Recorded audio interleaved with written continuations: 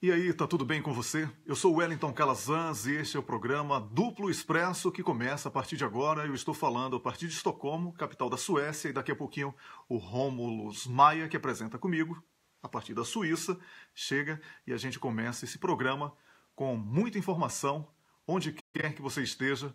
É sempre um prazer estar aqui com você. Bom dia para Glaci Leão, que chegou, Márcia Falcone. Bom dia, Yorkshire T, obrigado por ontem, Yorkshire, muita informação a partir do evento que aconteceu em São Paulo. Beth Garcia, bom dia para Ladimar Vieira, bom dia para João da Silva, bom dia para todo mundo que está chegando, tá bom? Valquíria Nóbrega também já chegou, e eu desejo um ótimo dia. Daqui a pouquinho o Rômulo chega. Grande Carlos Krebs, olha, estou dependendo daquele texto hoje, hein, Carlos? Um abraço para você. Paulo Vasconcelos, Gisele Rabelo, bom dia para Érica Soares Leal, para quem mais? Marli Barbosa e para todo mundo que está chegando. Tá? Você pode começar a compartilhar a partir de agora o programa, e compartilhando o programa você amplia essa rede para que mais pessoas possam assistir. O Roberto Sabo, Dulce Helena Costa também já chegaram. E eu sou grato a vocês que assistem diariamente, convidem amigos, apresentem o programa aos amigos. Ana Luquezzi, Nils Ivar, já chegaram. Rômulo chegou, vamos acrescentar o Rômulo aqui.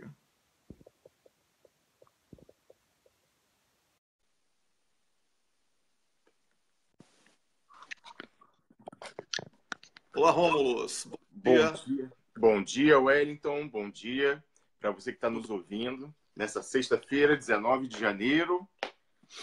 Programa bom hoje, hein, Wellington? Opa, que programa bom hoje, hein? Hoje com Marilena Chauí, hoje tem a professora Beatriz Vargas, hoje tem o Rubens Francisco aqui com a gente. Então, um programa movimentado, um programa com muitas atrações, vamos chamar assim, né? E por conta disso, a gente sabe que tem que otimizar bastante. E nós vamos... Estou esperando aí o ok da Camila. Não vi Camila aqui hoje ainda. Não sei. Vamos ver o que está acontecendo. E contagem regressiva aí, né, Rômulus, para o dia 24.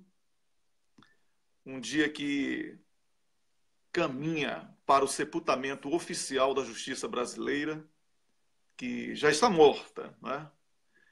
E nós precisamos agora promover um sepultamento digno para poder recomeçar, buscar uma nova justiça para o Brasil. Todos sabem que Lula será condenado por uma justiça corrupta, uma justiça injusta, por um crime que não cometeu, um crime que não existe. Estão atribuindo a Lula um apartamento que não é dele, e aí inventaram uma ginástica para dizer isso, para dizer aquilo, mas é tudo cachorrada, não existe outra palavra. Então, estamos caminhando para isso. E, como não tem argumentos, eles buscam agora como desvio de foco, violência, agressão, um deslize de um discurso aqui, outro ali, quando a agressão, a violência estão instaurados na imprensa, que tem um monopólio, sobretudo a Globo, numa justiça racista, seletista, né? A luta de classes está escancarada, os empresários estão querendo que os trabalhadores sejam escravos. Existe aí realmente um cenário de revolução que está sendo criado, e o Brasil nunca passou por uma revolução. E isso será necessário. Se sangue vai jorrar, eu não sei. Mas que a necessária revolução está muito próxima de acontecer, eu não tenho dúvida. Eu não tenho dúvida porque quando a baderna está instaurada nas instituições, o único caminho para a sociedade é a insubordinação civil. E essa insubordinação, ela significa que a sociedade está mais preparada, mais evoluída do que as instituições que deveriam salvaguardar a sua estabilidade. A sociedade brasileira é uma sociedade pacífica, não reagiu a todos esses abusos, desde o golpe, a perda de direitos e etc., porque os brasileiros acreditam que através da eleição eles podem fazer uma correção. É uma reação muito inteligente, é uma reação muito madura, que mostra que o brasileiro está pronto para ser representado por instituições mais sérias. Mas, lamentavelmente, a ganância, a usura, a vaidade estão falando muito mais alto, aliados aí ao sentimento de entreguismo, ao sentimento de complexo de inferioridade que existe nessa falsa elite brasileira, que é sabujo dos Estados Unidos da América e do capital financeiro internacional. Rômulus. Então realmente está todo mundo na expectativa para o que vai acontecer na semana que vem. E você sabe que é o seguinte, eles já tomaram a decisão, o lado de lá já tomou a decisão de não deixar Lula concorrer. O que eles esperam é para ver como a sociedade brasileira reagirá diante do que eles vão fazer. Então, a decisão final depende do povo. O impulso deles, a predisposição é impedir Lula. Isso está claríssimo.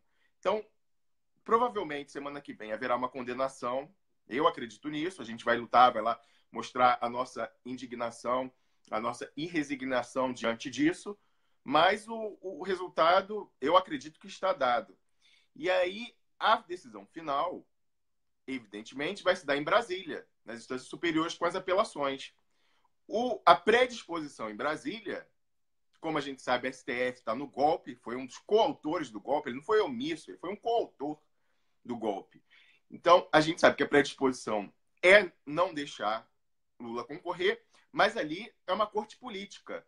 Se a gente fizer a pressão para mostrar que nós não aceitamos e que o Brasil vai parar, não vamos aceitar a perpetuação desse projeto, ali é que as coisas podem mudar. Então, eles estão na expectativa, a vontade deles é impedir que um projeto popular e que defenda a soberania brasileira volte ao poder, mas eles estão aguardando para ver se a sociedade vai entubar mais essa, se a sociedade aceita calada mais essa. Então, por isso que é importantíssimo Porto Alegre, o dia 24, o dia seguinte, não se deixar abater. Wellington, isso é muito importante. Várias vezes, como por exemplo, no dia seguinte da votação do golpe no Senado, da primeira vez que afastou a Dilma e da segunda vez que confirmou, muita gente da militância, eu entendo, muita gente ficou abatida, saiu da internet, viu, poxa, eu lutei tanto, não adiantou nada. Gente, essa corrida é de maratona, não é de tiro de 100 metros. Então, a corrida é longa. A gente tem que conseguir assimilar a porrada e continuar. Então, a porrada que a gente vai levar no dia 24 já está dada. Não é para ficar se sentindo mal por uma condenação desses canalhas. Pelo contrário, tem que servir como motivação para a gente ir para Brasília em cima de STJ e STF e dos políticos que vão articular por trás. Então, isso é importantíssimo. Fica esse alerta. Semana que vem a gente reforça isso, porque quando eu comecei a militância, né, Wellington, você também deve ter visto isso, eu comecei a ver isso. Muita gente da militância, claro, é apaixonada por esses temas, é muito aguerrida e leva aquilo para o lado pessoal. E aí leva um baque, fica meio que um estado de choque e fica esperando. Não, gente, isso aí já está dado. Semana que vem a luta é para mostrar já a nossa irresignação e revolta com o que aquele TRF4 vai fazer. Não se deixem, o PIG vai tentar vender para a gente como grande derrota, acabou, agora o Lula acabou, e vai tentar, o PIG vai tentar colar no dia 25 o Lula como página virada na política. A gente não pode cair nessa, não pode assimilar o golpe e passar recibo de frustração e tristeza. Pelo contrário, ali tem que ser a motivação para a gente ir para cima com mais afinco ainda, não é, Wellington? Sem dúvida. E um desses caminhos, Rômulus, é o diálogo e o argumento. A argumentação é indispensável nesse momento para que todas as pessoas possam trazer para o nosso lado mais e mais pessoas, sobretudo aquelas que estão abandonadas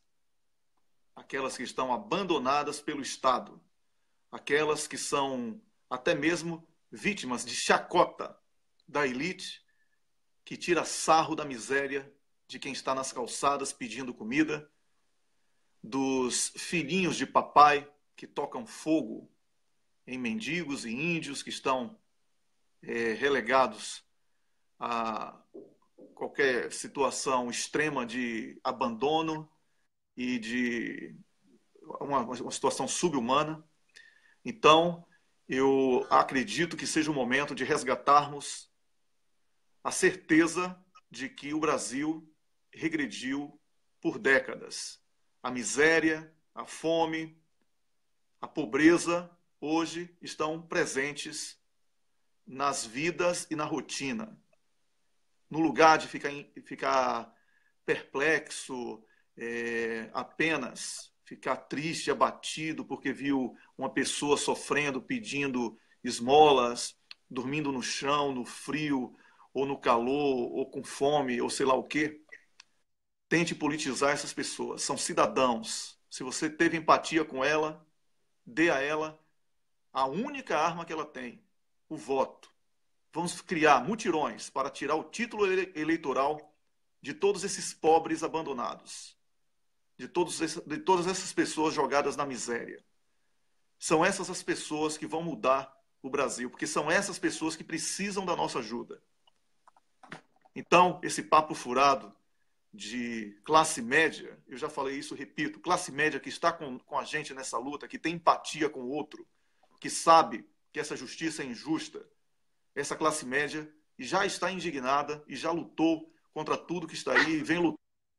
Agora, a classe média que está se sentindo feliz porque agora vai poder viajar para Miami sem ter um pobre do lado no avião, essa classe média não tem jeito. Esse voto nunca será nosso, porque são pessoas contaminadas pela alienação da família, da televisão, do seu ciclo social. Então, não vamos lutar aqui nadando contra a maré. Temos que trazer o pobre de volta. O que fez Lula ser o que é foi o contato com o pobre, com o povo. Não foi com classe média coisa nenhuma. E esse povo que comeu e que estudou até bem pouco tempo com Lula e Dilma nunca foi classe média. E agora sabe disso. E aqueles que cuspiram no prato que comeram sabem que deram um tiro no próprio pé. Então, Rômulus, a hora de trazer o pobre para o nosso lado. Correto, então. E isso, aliás, eu acho que você deu uma ótima introdução para a convidada que nós vamos ligar em instantes, às 6h15. Combinei com a professora Marilena Chauí, que vai falar com a gente sobre a discussão política, como engajar a discussão política, a luta política nesses tempos dessas novas tecnologias, das redes sociais e das bolhas que vêm com elas. Porque há um impulso humano, Wellington, que a psicologia explica já há algum tempo, e os economistas têm se debruçado sobre isso nos últimos anos, que se chama dissonância cognitiva, que é um descolamento das pessoas em relação à realidade. Então, elas buscam algo que eles também chamam de viés de confirmação. A pessoa só se interessa por informações, discursos, narrativas que confirmem o que ela já acreditava anteriormente. Então, as redes sociais, isso é humano, é normal, todo mundo tem isso, eu tenho isso, o Wellington tem isso, você que está nos vendo tem isso, é normal, é natural. Mas as redes sociais, as novas tecnologias, facilitam ainda mais isso, porque ela permite que você selecione e efetivamente só seja exposto ao que vem confirmar o que você já acreditava. Então, a pregação para convertido. Então, isso fica difícil, porque a luta política, evidentemente, se dá no fortalecimento com o diálogo com os seus, mas da interação entre as forças, né? Você com o outro. Então, cada um está ficando mais radicalizado. Isso é um grande desafio para a concertação social, para o diálogo, porque cada campo está E isso não é no Brasil, isso é no mundo inteiro. A gente vê Estados Unidos, eleição do Trump, Brexit, etc. Né? Os campos estão ficando mais radicalizados e não há diálogo entre eles. Então, estou muito ansioso para ouvir o que a professora Marilena Chauí tem a dizer sobre isso. Ela disse que ultimamente está se dedicando a esse tema na pesquisa dela. Eu acredito que você que está nos vendo também esteja bastante ansioso para saber o que a professora Marilena tem para dizer, não é, Wellington? Pois é, enquanto você liga para ela aí, eu vou dizendo aqui, alguém aqui escreveu, não sei quem foi, que subiu aqui rapidinho. Wellington, não é hora de derrotismo. Que derrotismo?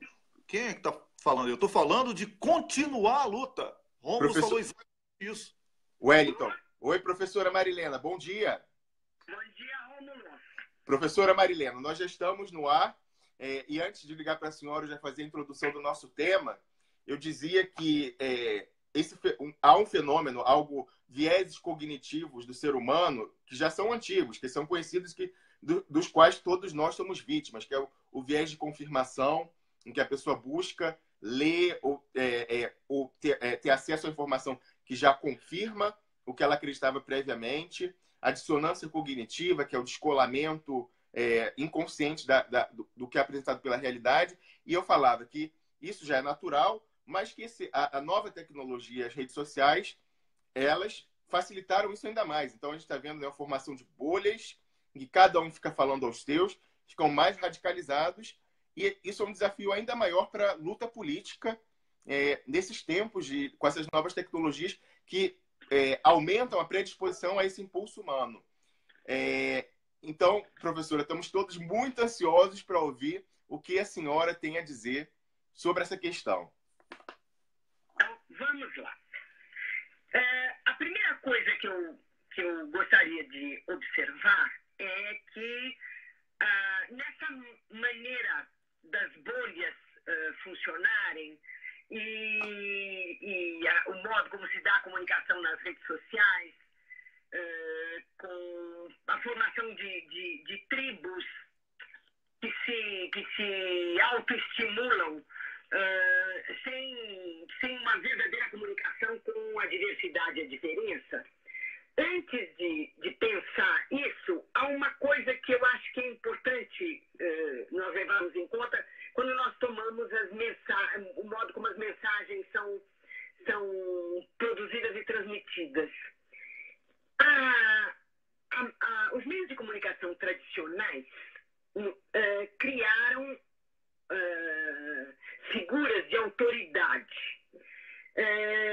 O apresentador, o entrevistador, o repórter, são eles os portadores de um saber sobre uma determinada situação, uma determinada pessoa, um determinado acontecimento.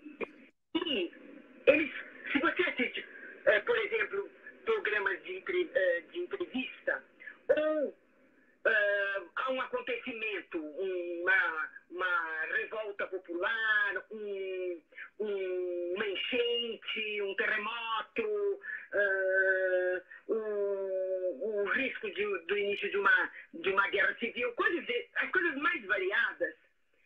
Se você prestar atenção no que o repórter, no que o entrevistador faz, você tem uma certa medida do que depois vai acontecer nas redes sociais. E que é o seguinte: quando a tradição política formulou a ideia de opinião pública, essa ideia estava ligada à concepção de que grupos organizados, classes sociais,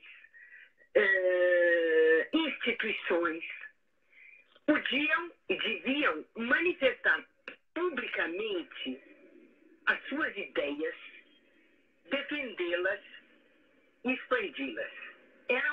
A opinião pública era pensada como uma expressão em público da racionalidade de opiniões de grupos determinados. Você tinha a presença de uma razão que falava em público, de um pensamento racional que se expunha em público na defesa dos seus interesses, na tomada de posição num conflito. Bom, ora, quando você toma, como eu dizia, situações coletivas, e está lá o entrevistador, está lá o repórter, está lá aquele que vai fazer a comunicação, ele entrevista as pessoas que estão naquele acontecimento, ou como protagonistas, aqueles que realizam o acontecimento propriamente dito, seja como espectadores.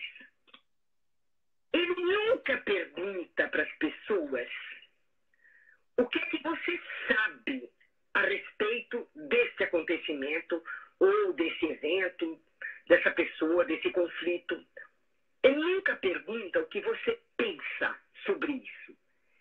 Ele pergunta o que é que você está sentindo.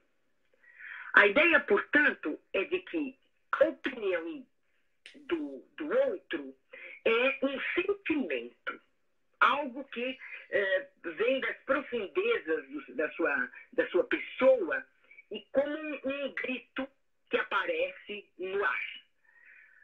Por que ele pergunta o que é que você sente e não o que é que você pensa, o que é que você sabe? Porque o pensamento e o saber se tornaram um monopólio daquele que está fazendo a entrevista, daquele que está fazendo o programa, do repórter, do entrevistador, daquele que representa em público a razão. Isso significa, portanto, que você tem a ilusão de estar dando uma opinião em público. Você não está fazendo isso. Você está expondo em público sentimentos. Sua raiva, sua tristeza, seu ódio, sua alegria. Essa interioridade sentimental das paixões que você expõe em público e não uma ideia, um pensamento, um argumento, né? De tal maneira que as pessoas se acostumaram com, e sobretudo os jovens, se acostumaram com essa ideia de que falar em público é uma exposição da sua intimidade. Não é uma explicitação de uma ideia, de uma tomada de posição. Ela é a exposição em público da vida privada, da intimidade. De tal maneira que você tem o mundo neoliberal, aquilo que é o núcleo do mundo neoliberal, operando na maneira como a comunicação se dá na internet, nas redes sociais. O que o neoliberalismo faz? Ele se caracteriza pelo alargamento do espaço privado dos interesses de mercado e o encolhimento do espaço público dos direitos. Então, quando você praticamente destrói a noção de um espaço público institucional de direitos e você expande o espaço privado dos interesses e eles é que comandam o mundo social, você passa a compreender que a vida privada perde a dimensão de uma vida privada contida e ela se torna aquilo que vem se expor no espaço público, né? E você tem, portanto, essa maneira pela qual, no lugar de opiniões em público, você tem sentimentos em público. A vida privada, na sua intimidade, desaparece como tal e fica exposta. Ora, se você vai operar no campo das paixões, no campo da pura afetividade, você pode entender essa coisa muito complicada, que é a seguinte. É verdade que as redes sociais, a internet, permitiriam uma democratização da informação. Porque, em vez dela estar como um monopólio das empresas privadas de comunicação, ela se torna aquilo que cada indivíduo e cada cidadão pode apresentar em público e trocar ideias com os outros e aumentar as suas informações e ampliar as informações dos outros. Ora, em vez desse processo verdadeiramente democratizante que a comunicação poderia ter, dado o modelo neoliberal de exposição do que é privado, e dado o modelo que as companhias as empresas de comunicação forjaram de exposição de sentimentos, você não tem a democratização da informação que poderia ocorrer, que seria o essencial no mundo globalizado. E por que seria essencial? Porque nós sabemos que a internet, as redes sociais, elas estão elas estão ligadas a um controle, a uma vigilância realizada por um pequeno consórcio que forma a Internet, o Internet Protocol, né? E se você toma o que a nova tecnologia é capaz de fazer, e se você toma o que o Assange e depois o Snowden apresentaram, você perceberá que, do lado do usuário, ele expõe seus sentimentos, ele grita os seus sentimentos para aqueles que sentem o mesmo que ele.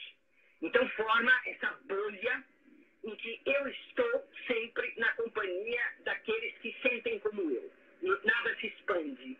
Eu não vou em busca daquilo que eu não sabia, né? Eu simplesmente repito aquilo que eu sinto sempre.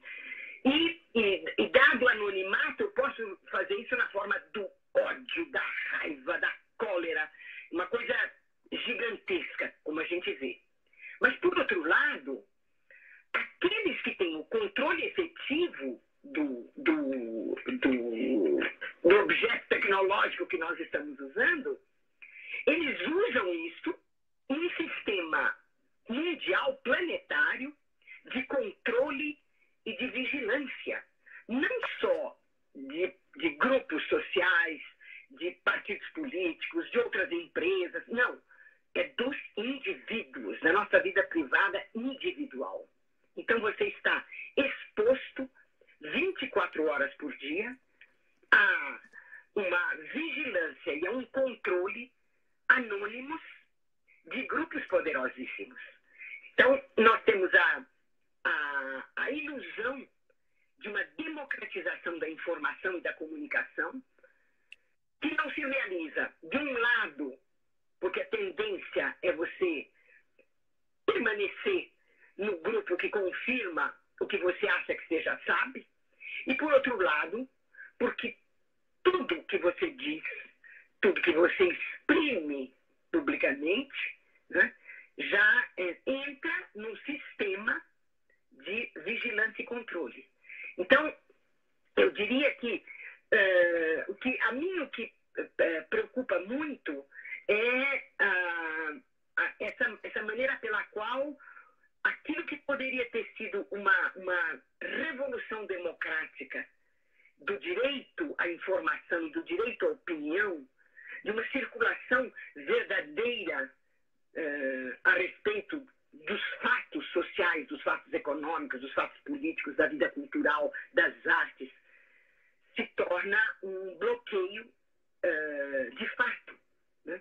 Em que a gente acaba não exercendo mais a tarefa crítica do pensamento e o trabalho cognitivo, né? E o fato de que você é vigiado e controlado 24 horas por dia na sua privacidade a mais completa, né? Além disso, eu costumo fazer uma comparação sobre a falta de autonomia de nós que somos usuários desses novos meios de comunicação. E a comparação que eu faço é a seguinte.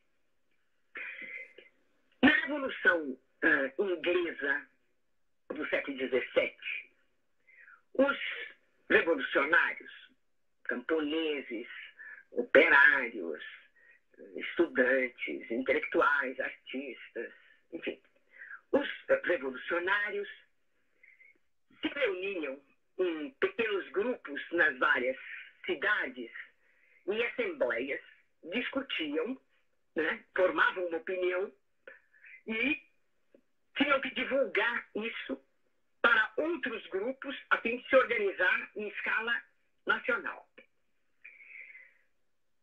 Cada membro desses grupos possuía uma prensa de madeira que ele mesmo tinha fabricado.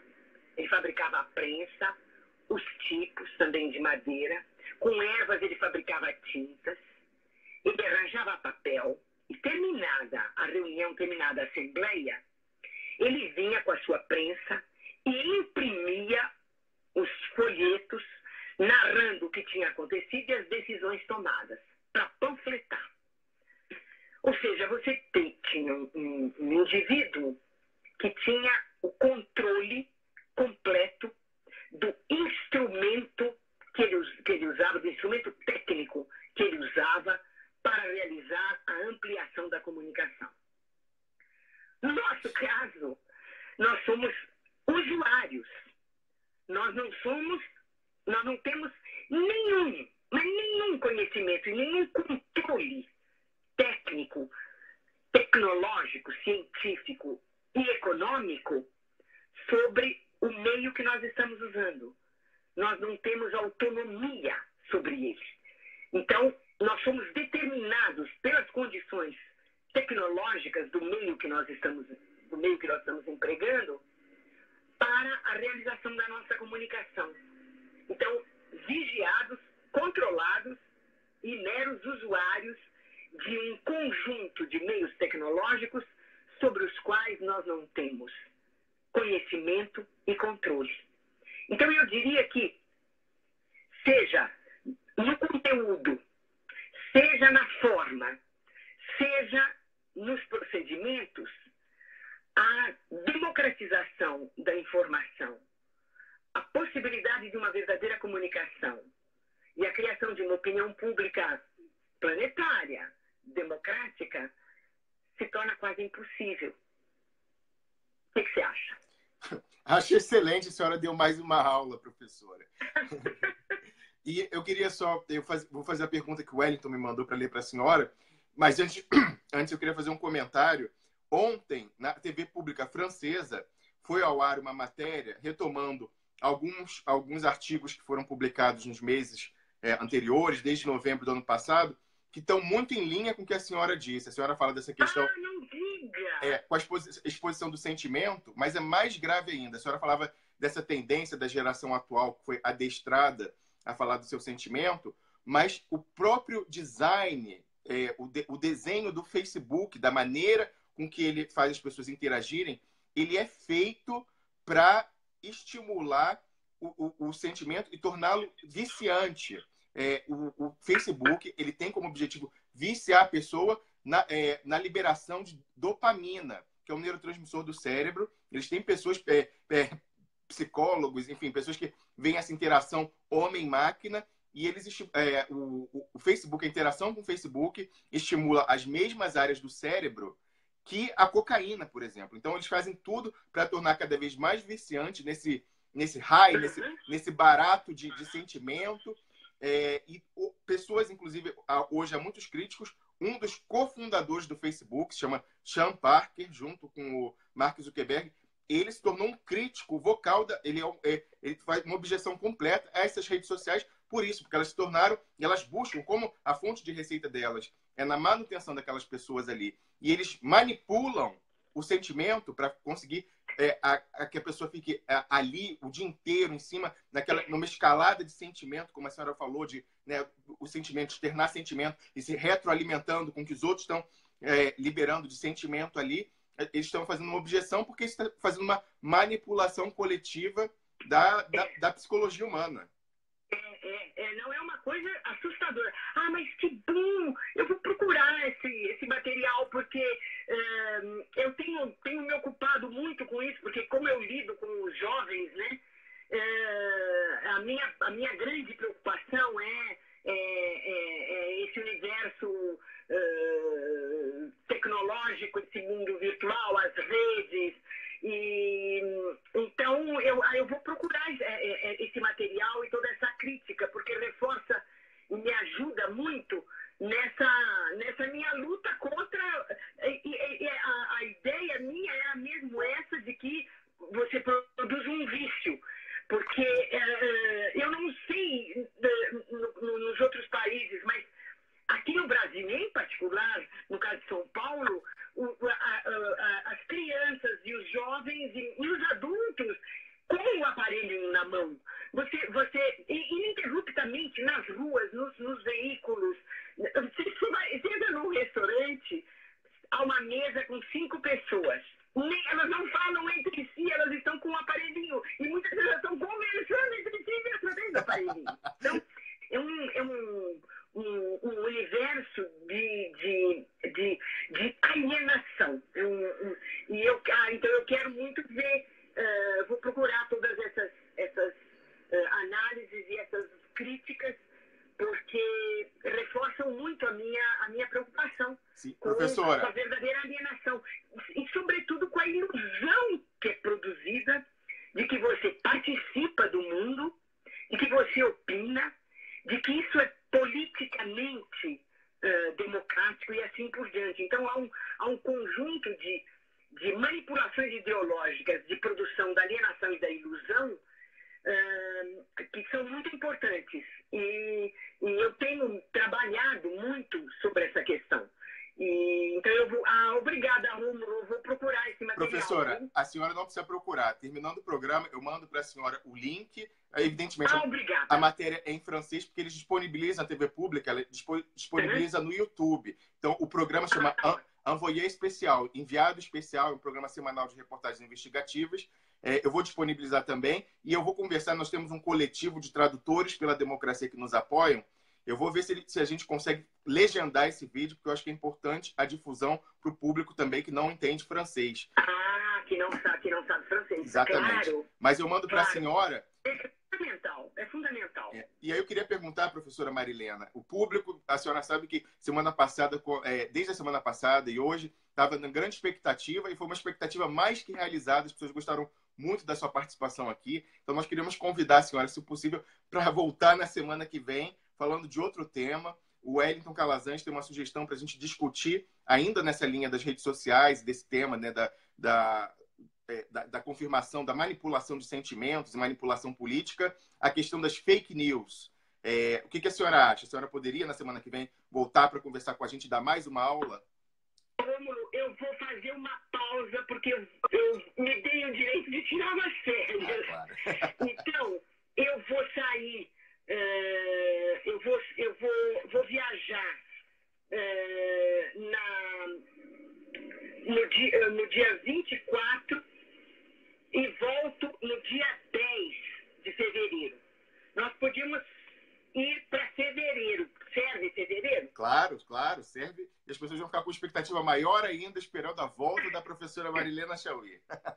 Então, você gosta que seja sempre às sextas-feiras? Você prefere quinta, quarta? Sexta-feira é melhor, porque a senhora sempre faz instiga o pensamento e as pessoas vão ficar refletindo no fim de semana sobre todas essas problemáticas que a senhora expõe aqui. Então, vamos marcar 16 de fevereiro? Perfeito. Combinado, professora. Estamos combinados, então. Então, tá certo. Ok. Bom... Eu fico muito agradecida pela repetição do convite, porque, de um modo geral, eu sempre fico com medo de falar demais e de chatear o ouvinte. Mas então, se deu certo, continuamos. Muito pelo contrário. Todo mundo estava perguntando, a professora Marilena volta mesmo nessa sexta-feira? Está confirmado? Era uma grande expectativa, então as pessoas vão ficar ainda mais felizes de saber que a senhora retorna para conversar com a gente aí mais vezes, né, às sextas-feiras, sempre que possível, professora. Tá bom, Rômulo. Obrigada, viu? Então nos vemos em fevereiro. Combinado. Nos falamos em fevereiro. Combinado. Um bom abraço e bom dia para a senhora. Igualmente. Pois é, desejamos boas férias aí à professora Marilena Chauí, filósofa reconhecida internacionalmente e que trouxe uma aula maravilhosa hoje pra gente. Agora, uma aula que ela deu aí no finalzinho foi, Rômulus, uma aula para Moro, para o pessoal do TRF4, para esses que pensam que pensa, não é? A humildade, tenho falado sobre isso aqui. Ela ficou com vergonha de saber se estava abusando do público. Você imagina uma coisa dessa?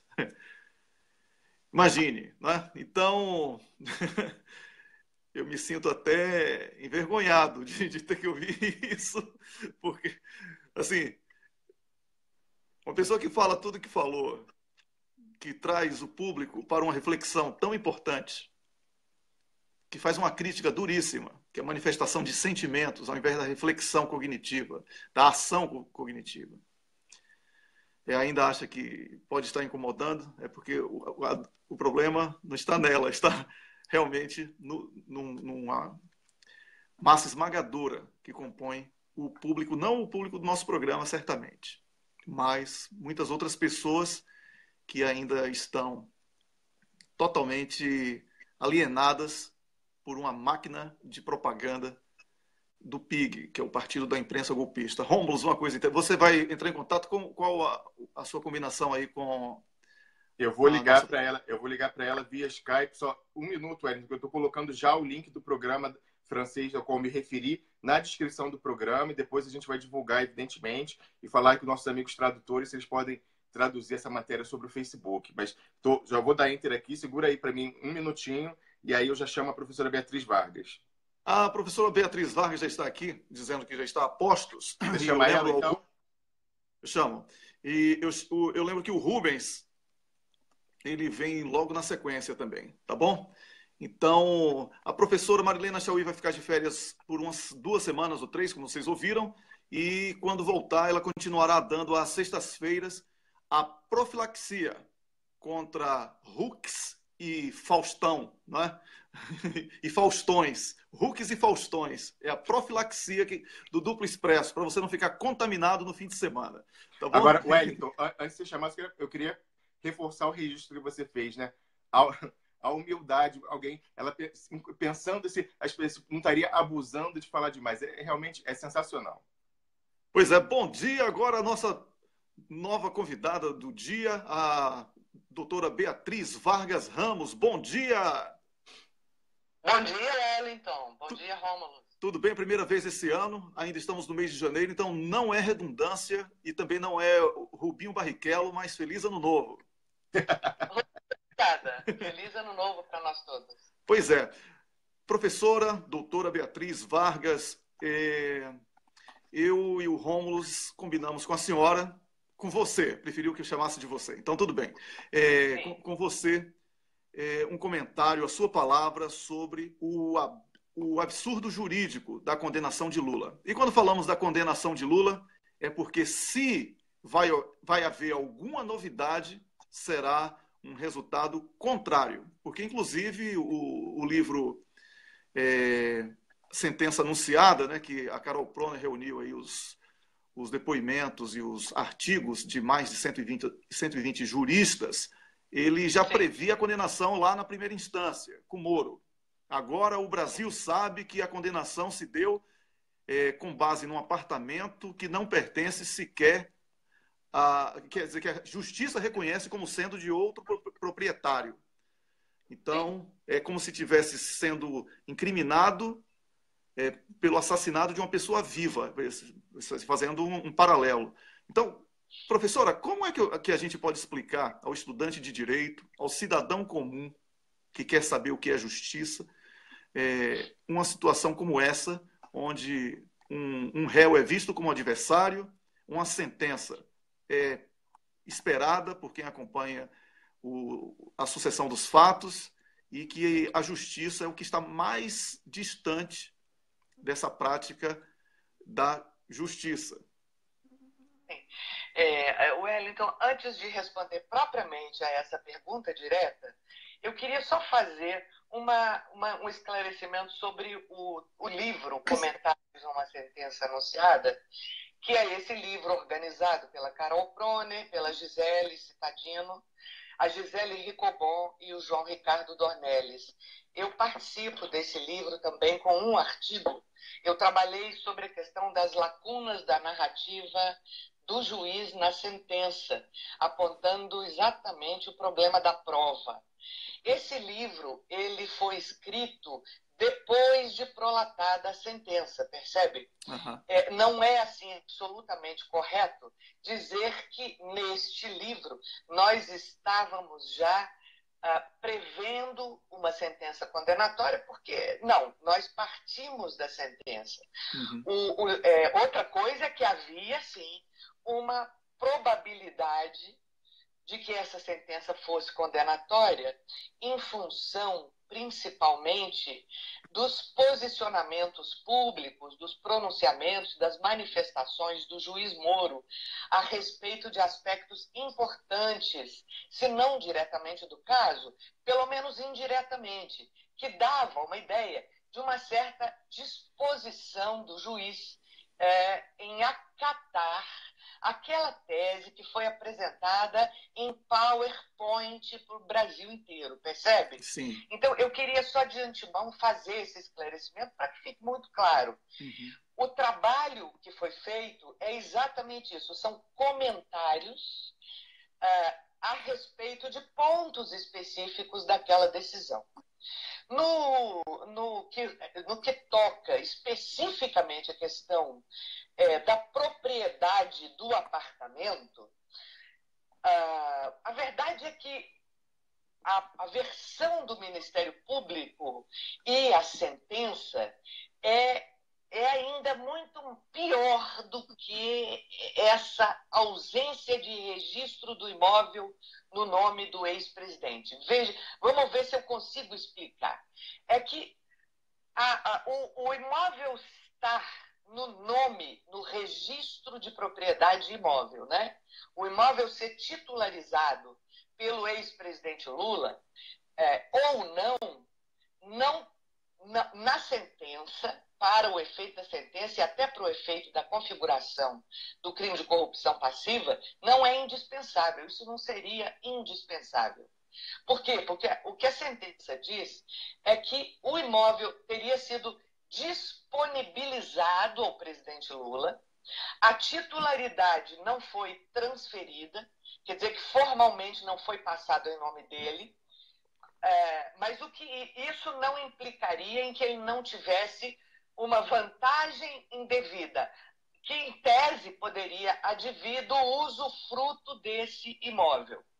Ou seja, a rigor, é claro, né, que uma vantagem indevida dessa natureza só poderia mesmo se caracterizar como vantagem se esse imóvel fosse passado para o nome do ex-presidente, ou seja, se ele viesse a ser proprietário.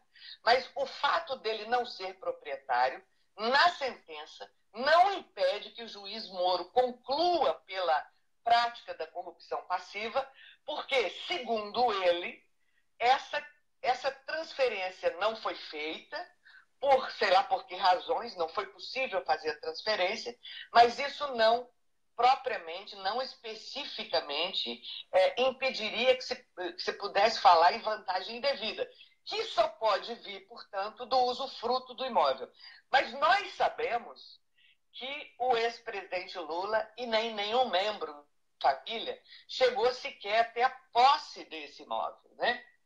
Então, isso remete a gente para a análise do que é o crime de corrupção passiva. O crime de corrupção passiva, quer dizer, aquele que é praticado pelo servidor no exercício de sua função e que tem que necessariamente estar relacionado a um ato funcional, ele se aperfeiçoa ou pela conduta de solicitar uma determinada vantagem ou aceitar uma determinada vantagem. O que, no meu modo de ver, não está provado nos autos é que o ex-presidente Lula tenha aceitado. Ao contrário, no meu modo de ver, o processo espelha. Pode, na melhor das hipóteses, para o Ministério Público, que ofereceu a denúncia, o processo reflete ou comprova uma oferta. Há a possibilidade de se concluir que a construtora OAS tinha intenção e chegou até a ofertar o imóvel. O que não se tem é a comprovação exatamente da outra ponta do negócio. O presidente Lula, o ex-presidente Lula, não aceitou, não aprova dessa aceitação. Muito até ao contrário, né? Bastava que ele aceitasse, ainda que o imóvel não fosse efetivamente transferido para o nome dele, que o delito de corrupção, em tese, estaria consumado. O que falta é a prova da aceitação. Ou, em outras palavras, o que existe é a prova de não aceitação, de recusa. Eu não sei se ficou claro, Hélio. Ficou claro, ficou claro. É como se, por exemplo, uma pessoa compra um bilhete da loteria, né, e entrega a outra como sendo um bilhete premiado, mas a pessoa sequer aceita esse bilhete premiado. E aí... É simples assim. Simples assim. O ex-presidente Lula não aceitou. Pronto. Eu ouvi o senador Roberto Requião outro dia se manifestar sobre o caso. A leitura que ele faz, e ele tem formação também no campo jurídico, né? A leitura que ele faz é a leitura do bom senso, é a mais sensata. Antes e depois da prova. Uhum. O que aconteceu foi uma tentativa, foi uma oferta ao ex-presidente Lula, recusada por ele. E isso porque ele não chegou sequer a ocupar esse imóvel, nem ele, nem nenhum membro da família dele, em um único dia. O fato de ele ter, se é que ele visitou esse imóvel, conforme parece que ocorreu uma visita, isso não é suficiente, isso não é prova de que ele tinha a intenção de aceitar o imóvel. Havia no prédio um outro apartamento e houve uma tentativa da construtora OAS de finalizar o negócio ofertando outro apartamento no lugar. Uhum. Mas conforme a prova dos autos, está mais do que claro que isso não passou de uma oferta sem que a outra ponta manifestasse aceitação. Sem isso não é possível falar em corrupção passiva. Agora, o pior da sentença, e é um ponto que ainda tem deixado dúvidas, apesar de o juiz Moro ter esclarecido isso nos embargos de declaração, é que, segundo a acusação, segundo a narrativa contida na denúncia, ou seja, o Ministério Público de Curitiba denunciou o ex-presidente Lula porque ele teria sido beneficiário de um valor de em torno de 3.700.000 reais que teria origem em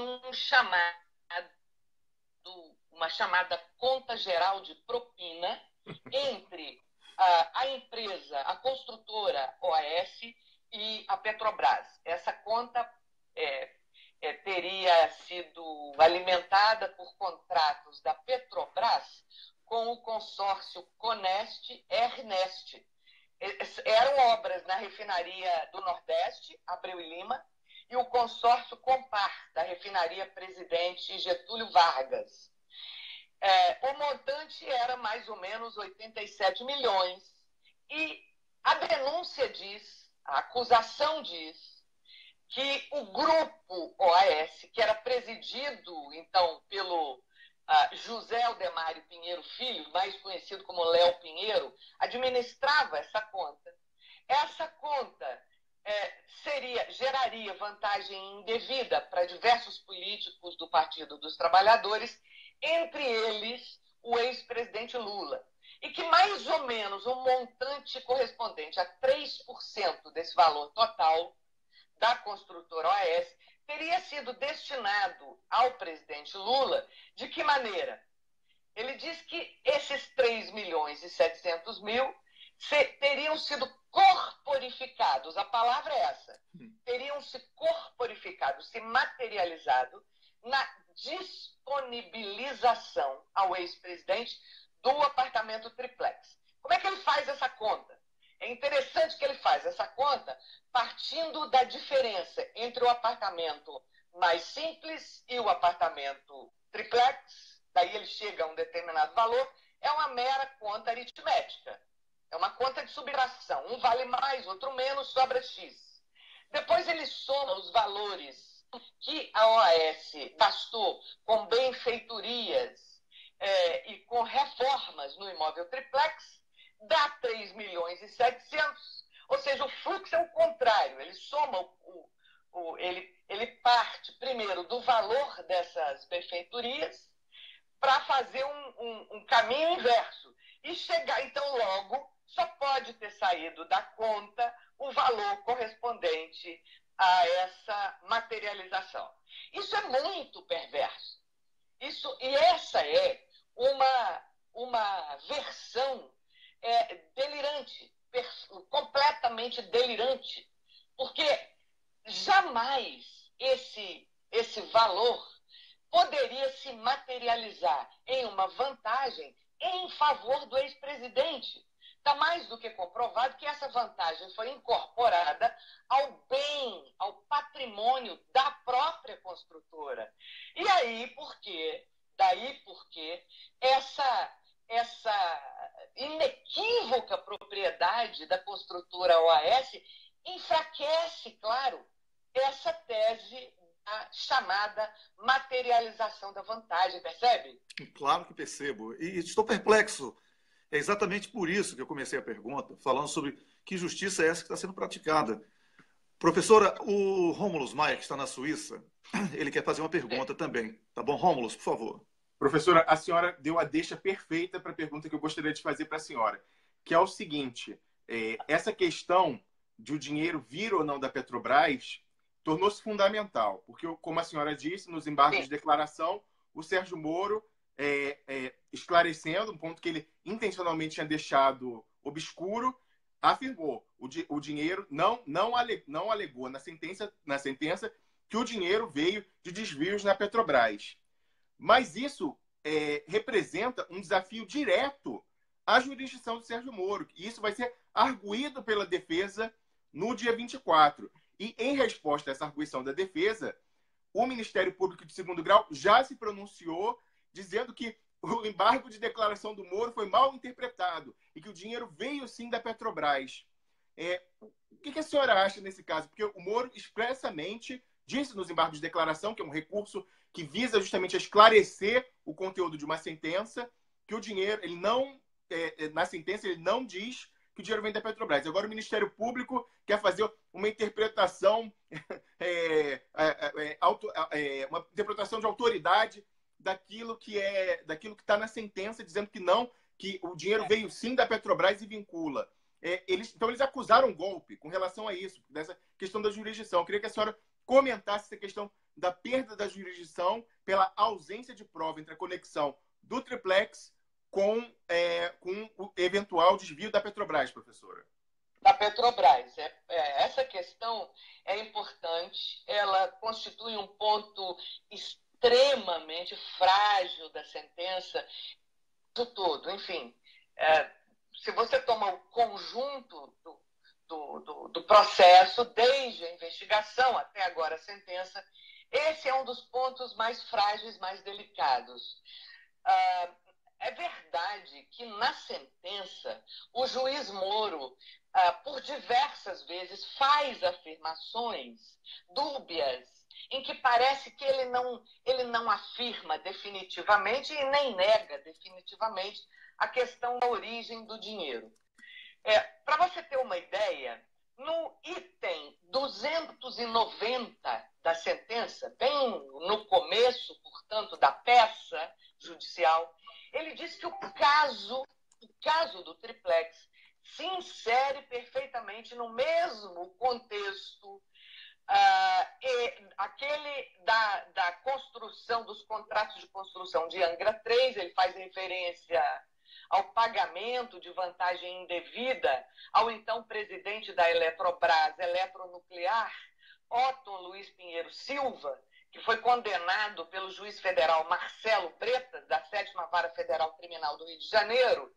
E ele, ao falar no item 290, ele diz que o caso triplex se insere perfeitamente naquele mesmo contexto. E aí ele diz, especificamente, em repartição de vantagem indevida paga em contratos da Petrobras com a construtora OAS a agentes da estatal e a agentes políticos. Se ele parasse nessa frase, colocasse aqui um ponto, ficaria bastante claro que são outras pessoas, outros agentes políticos que não o presidente Lula. Mas ele põe uma vírgula e diz especificamente ao presidente Luiz Inácio Lula da Silva. Aí ele descreve a acusação sumariamente. Ele diz que, segundo a acusação, e isso é verdade, quem viu o PowerPoint e quem leu a denúncia depois do Ministério Público de Curitiba, o Grupo OAS, presidido por Léo Pinheiro, administrava essa conta corrente informal, que passava vantagens a agentes políticos do PT, entre eles Lula, e que o acerto da empresa OAS naqueles contratos teria se materializado em determinadas vantagens. Isso, é claro, gerou uma perplexidade em quem lê e interpreta a sentença, daí porque a defesa do ex-presidente entrou, esse foi um dos pontos pelos quais a defesa ingressou com embargos de declaração. Os embargos de declaração se prestam exatamente a esclarecer um ponto obscuro, uma contradição ou uma omissão na sentença. E o Cristiano Zanin perguntou especificamente: há uma contradição na sentença quanto à origem dos valores utilizados no custeio do empreendimento imobiliário. A pergunta do Zanin foi a seguinte: como os valores supostamente desviados dos 3 contratos da Petrobras com a construtora OAS suportaram os gastos com empreendimentos solares e a unidade 164A, se ao mesmo tempo o juízo reconhece que as operações de financiamento e cessão de direitos por parte da OAS foram legítimas e ocorreram dentro da normalidade. Então o juiz Moro responde: não há contradição na sentença quanto a esse ponto. E aí ele diz: esse juízo jamais afirmou, seja na sentença ou em qualquer outro lugar, que os valores obtidos pela construtora OAS nos contratos com a Petrobras foram utilizados para pagamento da vantagem indevida ao ex-presidente. Aí ele diz mais, que nem a corrupção e nem a lavagem de dinheiro, né, que necessariamente vai necessitar da comprovação da existência de corrupção, exigem, ou poderiam, em tese, exigir que valores pagos ou ocultados fossem originários especificamente dos contratos da Petrobras. Na verdade, esse ponto continua sendo um ponto extremamente obscuro, apesar do juiz Moro ter respondido dessa forma, de uma maneira que, óbvio, reforça o argumento da defesa do ex-presidente de que o juiz Moro não teria competência para julgar o caso, exatamente porque ele nega a vinculação da origem de dinheiro aos contratos, aos desvios da Petrobras. Mas o fato é que, em suma, essa perplexidade ela só existe porque a prova é extremamente frágil. Se existe uma coisa no processo penal que pode dirimir uma dúvida entre uma versão acusatória e uma versão de defesa, é exatamente a prova. E a prova, nesse caso, é absolutamente insuficiente. Ou eu diria de outra maneira, a única pessoa no processo que teria afirmado a origem desse dinheiro dessa forma, como consta da denúncia, e não como constou da sentença, porque o juiz na sentença se eximiu de buscar a origem do dinheiro. A verdade é que o Moro não se preocupa com a origem do dinheiro. E ele diz isso aqui agora. O Dallagnol, sim, e os demais procuradores que denunciaram é que afirmaram isso. Nós podemos dizer que a conclusão é que, nesse ponto, o juiz Moro não acatou a denúncia. E depois isso fica claro nos embargos de declaração, em que ele afirma que jamais afirmou que essa origem seria a Petrobras. Mas a única pessoa, a única prova de que ele poderia lançar mão para falar dessa origem seria as declarações do co-réu Léo Pinheiro, que foi tratado por ele na sentença como um colaborador. Na verdade, todos os retalhos, todos os fragmentos, os trechos esparsos, só fazem sentido na sentença por conta das declarações de Léo Pinheiro. O que nós temos aqui? Um colaborador na verdade, o indivíduo que dá a palavra suficiente para costurar muitos retalhos, né, Isso fragiliza muito a sentença. É por isso que eu tenho uma honesta expectativa, uma fundada expectativa de que essa sentença, bem, se ela for confirmada no TRF, ela não vai resistir a um exame mais exigente, mais minucioso dos tribunais superiores.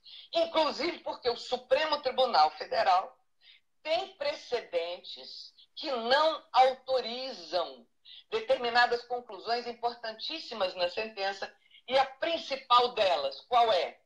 Para o Supremo, é absolutamente necessário, para a configuração de corrupção passiva, a existência de um ato de ofício determinado, seja ele um ato potencial ou concreto, mas é necessário demonstrar qual é o ato de ofício que seria, em tese, praticado como contrapartida, digamos assim, a uma eventual vantagem indevida. Isso é algo que o Moro nega na sentença. Ele é o único que recorre, que afirma, doutora, que o plenário do Supremo Tribunal Federal não tem esse precedente. Está errado. No mesmo comentários à sentença anunciada, e aí para vocês que acompanham isso para e passo, e para os ouvintes que estão interessados em conhecer os detalhes desse processo, eu oriento a leitura do artigo escrito pelo professor Juarez Tavares, junto com o Ademar Borges.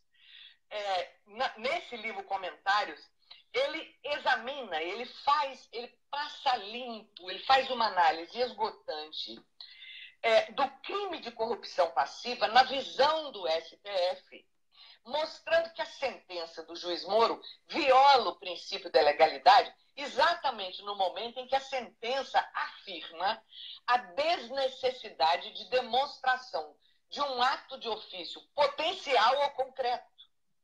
Ao contrário, o Supremo, o tempo todo, seja na ação penal 470, que foi o caso do Mensalão, seja na ação penal contra o ex-presidente Fernando Collor, deixou claro a necessidade de demonstrar o ato de ofício potencial ou concreto que seria praticado a troco de uma suposta vantagem. Percebe? Esse é um outro... Esse é um problema, digamos assim, que sozinho pode conduzir o caso ao Supremo para uma análise na via do chamado recurso extraordinário, independentemente da existência ou não de embargos infringentes. Porque não é a existência ou os embargos infringentes que podem caber ou não, a depender da decisão do TRF4, não tem nada a ver com o recurso extraordinário. Ele é possível, entre outros temas, entre outros assuntos, por conta dessa interpretação que o juiz Moro faz da corrupção passiva, que é totalmente desautorizada pelo plenário do Supremo. E eu diria, é desautorizada pela jurisprudência pacificada no campo.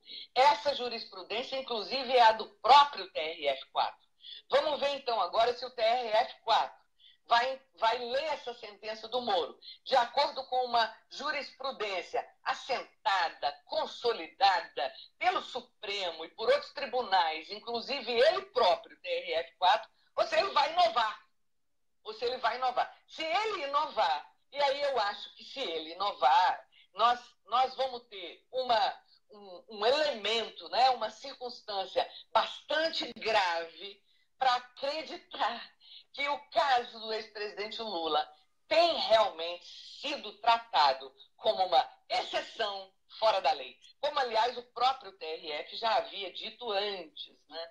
Pois é, mas só que eles estão levando isso muito a sério, e este fora da lei significa, nesse caso específico do Lula, a exclusão da participação popular das eleições, porque é disso que se trata, de política. Caso essa suspeita, vamos chamar assim, de que Lula venha a ser condenado, a suspeita da confirmação do TRF4, a condenação já imposta por Moro, seja consumada. Então, seria a exclusão do povo, seria aí um dano político também. Não apenas... Olha, você sabe, eu prefiro pensar, eu sei que existe hoje em funcionamento um partido chamado Partido do Judiciário. Uhum. E a bandeira desse partido é o combate à corrupção. E ele quer fazer isso para mostrar a sua utilidade, a sua importância nesse terreno. Eu acho que, de fato, o sistema de justiça é importante no chamado combate à corrupção, mas é o menos importante. O combate à corrupção, ou a maneira pela qual nós vamos conseguir reduzir a estatística, né, o volume de corrupção no país, é por dentro do campo político. O judiciário trabalha com a ponta do iceberg. Eu admito que hoje o judiciário não é uma coisa só, quer dizer, o judiciário tem segmentos, né? E eu quero crer que não é o judiciário inteiro que hoje em dia tem se manifestado, ou tem, vamos dizer, tem se filiado a esse que eu chamei de partido do judiciário. Acho que existem ali juízes, existem no sistema judiciário brasileiro, juízes, tanto de primeiro grau quanto nos tribunais, que compreendem perfeitamente a missão do judiciário no Estado democrático de direito e que levam a sério a Constituição como um marco do qual a gente não pode se distanciar. A Constituição é a nossa regra do jogo, meu Deus, é a legalidade. Agora, o juiz Moro me parece um defensor de causa. Ele não me parece um juiz. Ele se posiciona como alguém que precisa ganhar uma causa. Eu falo isso porque quando um juiz tem à sua disposição toda uma jurisprudência consolidada, uma regra legal já devidamente assentada, e ele recusa isso para poder julgar um processo contra o acusado, isso para mim é mais inimizade ao acusado do que propriamente um trabalho jurídico defensável pelos cânones, né, do campo. Pela normalidade jurídica. Isso é indefensável diante da normalidade jurídica. Assim, de uma forma popular, para que o nosso... Sim, de fato é. E aqui honestamente, eu não quero fazer nenhum tipo de apreciação pessoal. Eu não conheço o juiz Moro. Não sei quem é. Não estou falando do homem, do juiz Moro. Isso está claro. Eu estou falando do juiz. Eu estou falando da pessoa pública. Em momento algum, professor, doutora Beatriz, em momento algum, sim, na sua opinião, no seu comentário, houve um direcionamento para questões pessoais. Aqui, sim, todos os argumentos foram técnicos, então esse tipo de comentário justificar se faz totalmente desnecessário, porque, primeiro, sabemos quem você é, né? O público sabe. E quem não conhece, basta olhar aqui na descrição do programa para entender que é uma pessoa com grandes responsabilidades. E está falando tudo com base naquilo que ensina, inclusive, nas universidades, e que estuda, e que aprendeu, e que pratica, né? A obediência às leis. O que a senhora falou aqui, que você falou aqui, é obediência às leis. Mas eu acho importante deixar isso claro, sabe? Porque eu acho que isso não pode se tornar uma espécie de disputa pessoal, não é. Não é. Mas, professora, isso é uma briga, isso aí não é uma discussão, não é uma discussão nossa, isso aí foi a Globo com a fulanização da política e da justiça que promoveu. Eu aqui estou discutindo Constituição, trouxe um especialista. Nós não estamos fulanizando. Exatamente, é isso, exatamente. Pois não, conclua. Desculpa, eu te interrompi. Não, que é isso, eu aprendo, pode falar. Sim, mas eu te digo, é por conta dessas perplexidades para qualquer pessoa que acompanha o movimento dos tribunais, a jurisprudência, os precedentes, principalmente do Supremo Tribunal Federal, é que esse tipo de comportamento judicial gera, sim, uma perplexidade, né? Isso, me parece que essa sentença da forma como ela está fundamentada, não resiste a uma análise. Eu tenho uma esperança de que o sistema de justiça vai corrigir esses erros, essas interpretações que fogem, que desviam completamente do nosso, né, dos nossos cânones. Com certeza. E isso não apenas em função do ex-presidente Lula. Não. Isso em função de todo e qualquer um réu no processo penal.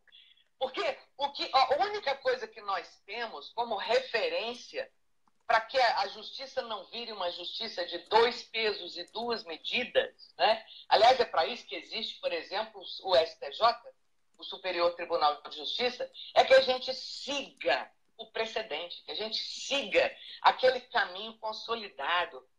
E a regra de ouro é, na dúvida, e uma versão dessas, tão frágil, de forma construída por membros do Ministério Público que não têm a menor ideia do que é a política.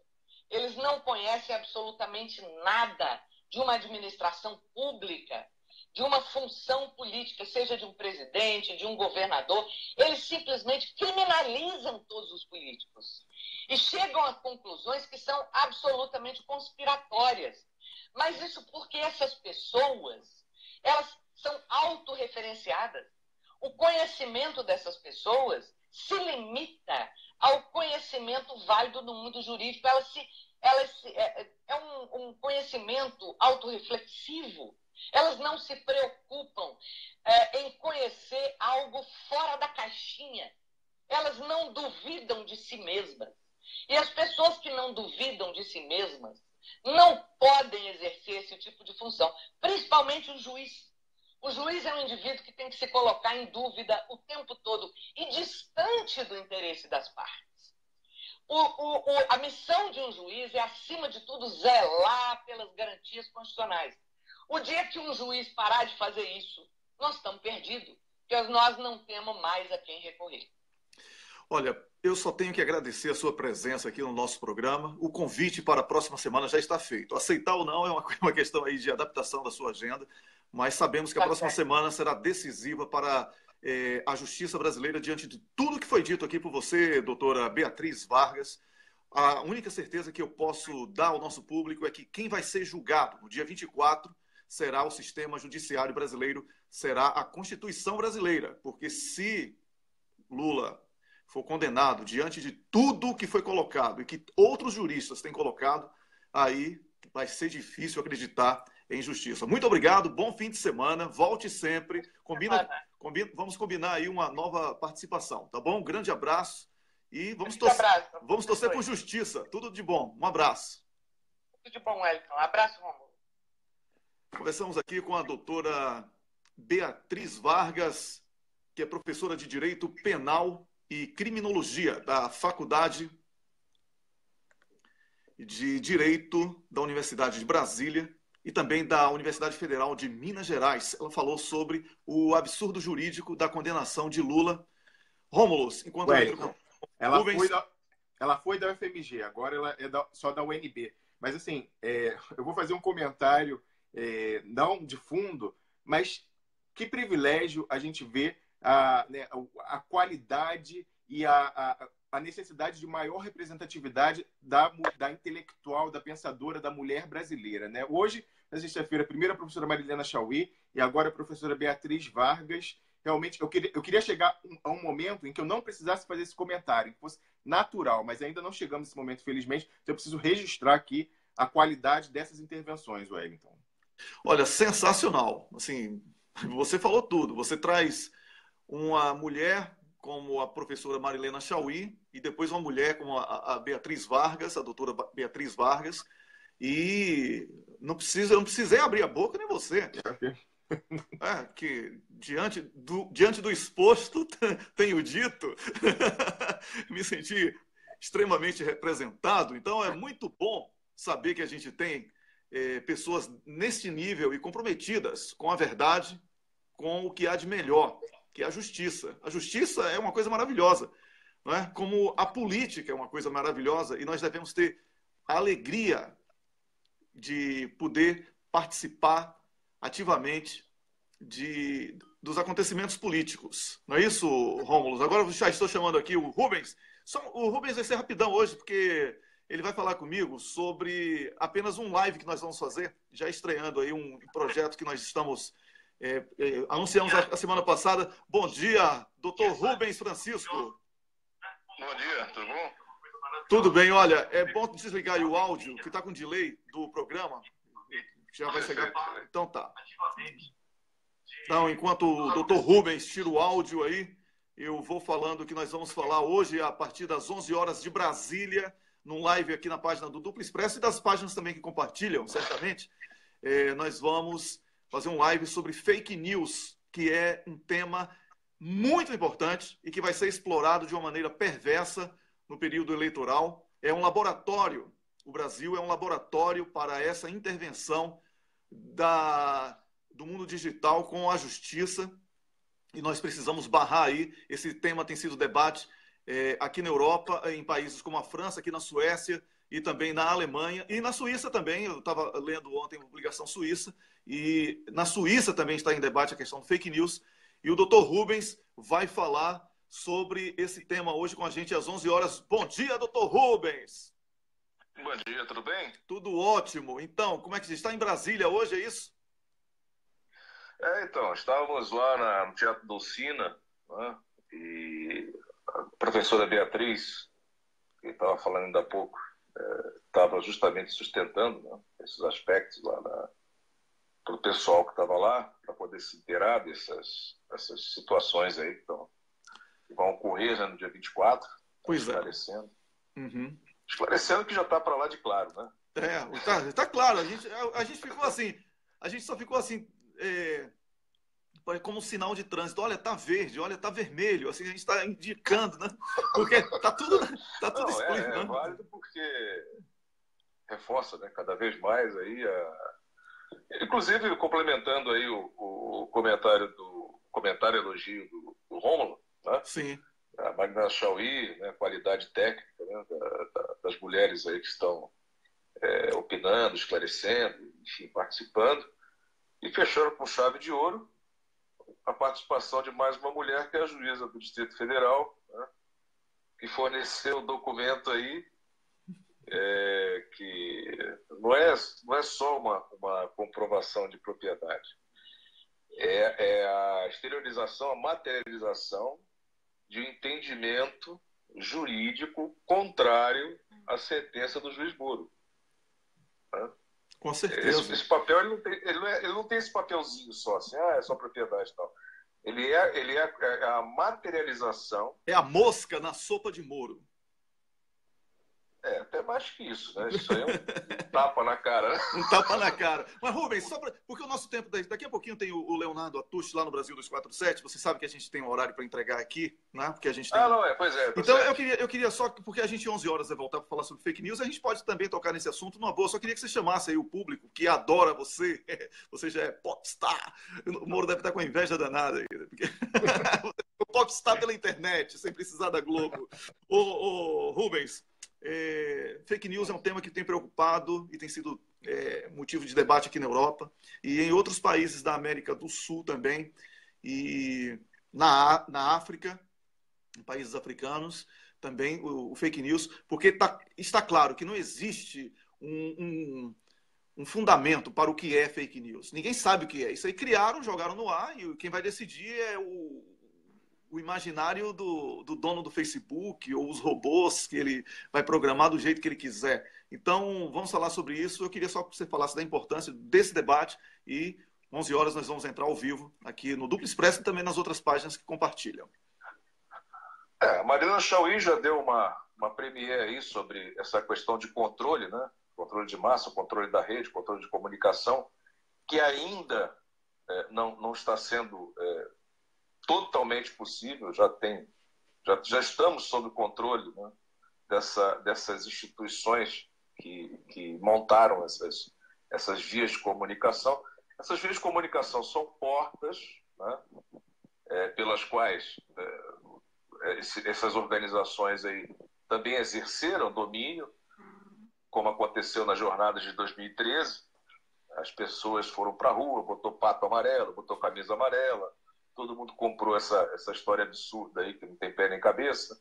Uhum. Todo mundo foi convencido a abrir mão das garantias constitucionais em troca de uma cruzada do bem contra o mal, nos moldes do combate ao terrorismo norte-americano, né, que para eles é real, para a gente aqui foi uma coisa construída a partir, né, da erradicação de uma...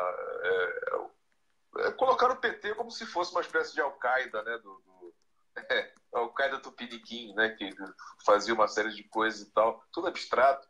Pois é. Isso o Eugênio Aragão abordou muito bem também ontem. Sobre o fake news, eu vou até me apropriar de um termo que o Aragão usou ontem, que eu achei muito legal, que é a bactéria oportunista.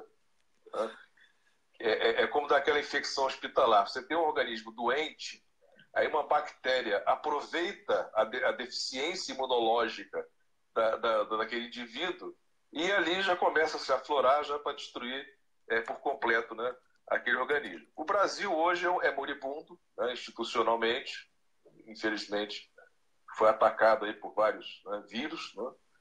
Esse fake news é a bactéria oportunista que já está chegando aí no último alento do moribundo, né, para infeccionar, a partir do Brasil tentar infeccionar o mundo inteiro. Né? Uhum. Porque esses grupos que coordenam aí essa vigilância em massa, essa manipulação de opinião, ou como diria Chomsky, né? O consenso fabricado, a fabricação de consenso, Exatamente. a fabricação de ideias. Né? A pessoa acha que a ideia é dela, mas Isso. na verdade ela está sendo... Elas incorporam ideias até de robôs, não é, ô Rubens? Exatamente. Então, o exemplo claro disso, né, foi aquele debate que eu te falei. Um camarada veio para mim e falou assim, digita no Google o maior ladrão do mundo. Né? No caso, eu estou digitando em português. Aí a resposta vem que é o Lula. Né? Uhum. E aí eu fiquei curioso e escrevi em inglês. Aí a resposta foi outra coisa. Pois é. Né? Agora, se você pega, por exemplo, qual é o maior cão do mundo e coloca em 3 idiomas, a resposta é a mesma no Google. Então, os robôs do Google estão direcionados para, em português, dar esse tipo de resposta. Porque, no momento, a criação desse consenso é essa. E eu até falei, explicando para ele, ver o que os robôs do Google vão te mandar fazer agora. Né? Porque você não está nem falando com uma pessoa que está manipulando sua opinião. Você está falando com scripts de programação. Com certeza. Ô Rubens, você sabe que tempo aqui é uma coisa impressionante. Passa mesmo, apesar da conversa ser maravilhosa. Nem eu, nem Rômulo vamos poder comentar, por exemplo, Marilena Chauí, Beatriz Vargas, a sua presença, mas às 11 da manhã de Brasília, eu, Rômulo, Dr. Rubens Francisco e o Abel Paulo Gamba vamos estar falando sobre fake news, tá bom? Aqui mesmo, nas páginas que compartilham. E eu agradeço, Rubens, por você ter acordado cedão aí para fazer essa introdução. Já deixou todo mundo com aquele gostinho de gás, né, do quero mais.